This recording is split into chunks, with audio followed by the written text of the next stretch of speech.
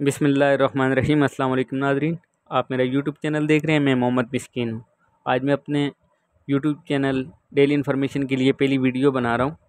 उम्मीद करता हूँ आपको ये वीडियो पसंद आएगी।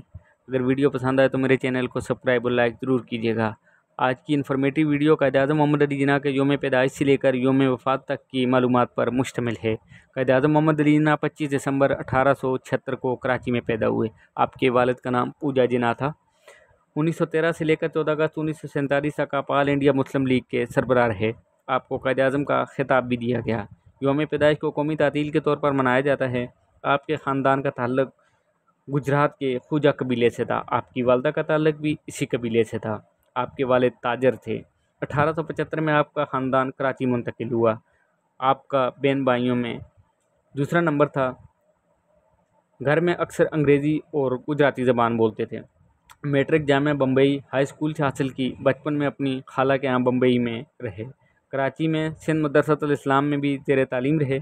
वालिद की वफ़ात के बाद कायद-ए-आज़म के लड़कपन की कई कहानियाँ ज़ेर गर्दिश हैं। अपने फ़राग़त के औक़ात में अक्सर पुलिस स्टेशन जाकर कानूनी कार्रवाइयों को देखने में मसरूफ़ रहते थे और किताबें पढ़ना आपका बेहतरीन मशग़ला था। 1892 में आला तालीम हासिल करने के लिए बरतानिया चले गए। बरतानिया जाने से पहले अपनी वालदा के इसरार पर दूर की एक रिश्तेदार एनी बाई से आपकी शादी कर दी गई।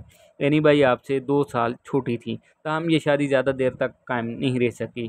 बरतानिया जाने के कुछ अरसा के बाद आपकी वालदा और बीवी दोनों वफ़ात पा गईं।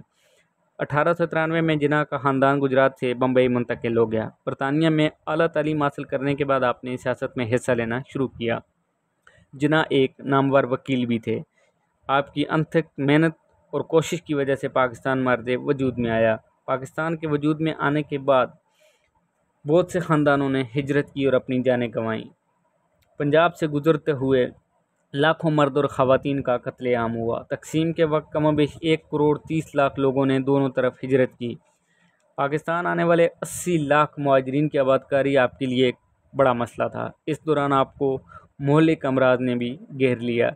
फिर भी आपने मगरबी बंगाल में महाजर कैंपों का दौरा किया। मौजूदा केपी के और उस वक्त के सूबा सरहद की तरफ से कायद-ए-आज़म को मुश्किलात पेश आईं। वहाँ पर हक़ के राय दही में सिर्फ 10% लोगों ने अपने वोट डाले। पाकिस्तान के मर्द वजूद में आने के बाद जनवरी 1947 में भारत ने पाकिस्तान को बरतानवी विरासत में हिस्सा देने का फ़ैसला किया। इस पर गांधी ने काफ़ी ज़ोर लगाया था। कुछ ही दिनों के बाद गांधी को कत्ल कर दिया गया। आपके कातिल का नाम नाथूराम था। ये हिंदू कौम परस्त थे। इनका ख्याल था कि गांधी एक मुस्लिम हमायती हैं। जिन्ना ने गांधी के अपने तहज़ीबी पैगाम के बारे में लिखा कि हिंदू मज़हब में पैदा होने वाले एक अजीम शख्स का नाम गांधी था। पाकिस्तान मर्द वजूद में आने के बाद फरवरी 1948 में अमेरिका में रेडियो पैगाम के ज़रिए जिन्ना ने फरमाया, पाकिस्तान के कानून को भी असम्बली ने बनाना है। मुझे ये मालूम नहीं, लेकिन मुझे ये यकीन है कि ये एक जमहूरी कानून होगा। इसमें इस्लाम के बुनियादी असूल शामिल होंगे। इस्लाम के नज़रिए ने हमें जमहूरियत सिखाई है, इंसाफ और बराबरी सिखाई है। कायद-ए-आज़म ने अपनी बीमारी के बारे में कभी इज़हार नहीं किया। सिर्फ उनकी बहन उनकी बीमारी के बारे में जानती थी। एक मौका पर लॉर्ड माउंटबेटन ने कहा कि अगर जिन्ना की बीमारी का हमें इल्म होता तो हम इसकी वफ़ात तक का इंतज़ार करते और हिंद तकसीम ना होता।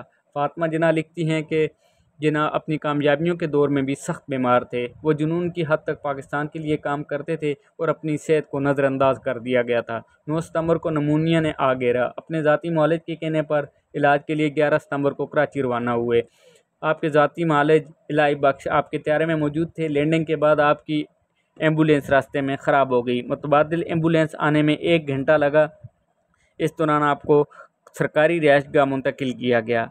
11 सितंबर 1948 सुबह 10:20 बजे पाकिस्तान बनने के सिर्फ 1 साल बाद आप इंतकाल कर गए।